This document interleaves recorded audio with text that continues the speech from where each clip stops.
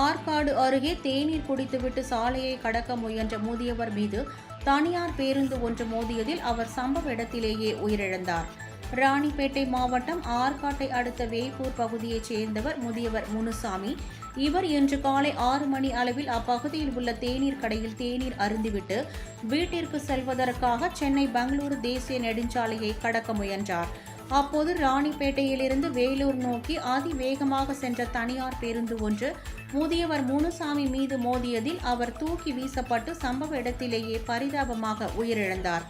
தகவல் அறிந்து சம்பவ இடத்திற்கு விரைந்து வந்த ஆற்காடு நகர போலீசார் முதியவரின் சடலத்தை மீட்டு உடற்கூராய்விற்காக ஆற்காடு அரசு மருத்துவமனைக்கு அனுப்பி வைத்தனர்.